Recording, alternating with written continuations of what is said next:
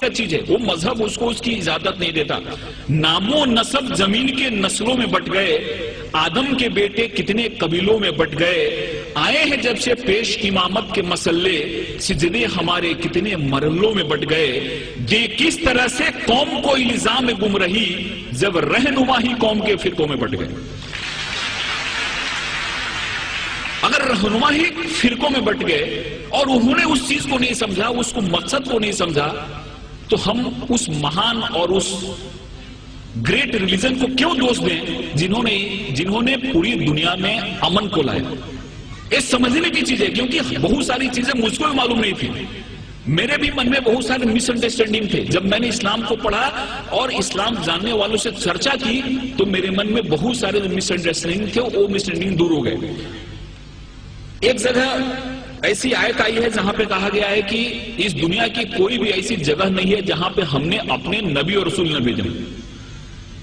1,24,000 ہم نے اپنے نبی رسول دنیا میں بھیجے، جس میں سے 25 کا نام قرآن میں آیا ہے. دنیا کی کوئی بھی ایسی جگہ نہیں ہے جہاں پہ ہم نے نبی رسول نہ بھیجے ہو، اور پوری دنیا جو ہے وہ خدا کی بنائی ہوئی ہے. اس لیے خدا کے لیے ایک شبد یوز کیا گیا ہے. گاڈ جو ہے، خدا جو ہے وہ رب العالمین ہے، اور پروفٹ محمد جو ہیں وہ رحمت العالمین ہے.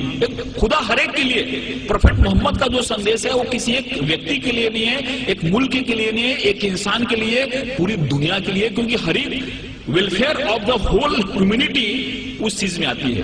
اس لیے اس چیز کو جب ہم سمجھتے ہیں، اس چیز کو ہم اپنے ذہن میں لاتے ہیں، تو ہم کو ایسا لگتا ہے کہ اسلام جو ہے، اسلام کا جو مین، جس کو ہم گابھا مراٹھیوں بولیں، ایسنس بولیں، ہندی میں سار بولیں، وہ ہے کہ انسان ایک کیسے بہتر زندگی جی سکتا ہے اور خدا کے کیسے قریب جا سکتا ہے.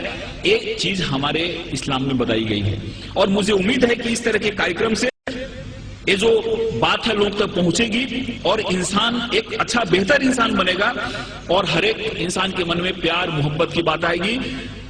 قرآن میں جہاد جو شبد ہے، لفظ ہے، کیول 41 ٹائم آیا ہے. لیکن اور جو چیزیں ہیں، کمپیشن کی بات ہے، رحمت کی بات ہے. آپ کہیں بھی دیکھو قرآن کی شروعات ہوتی ہے رحمت سے، رحیم سے شروعات ہوتی ہے، اور وہ جو شبد ہے رحمت شبد، وہ 325 بار آیا ہوا ہے.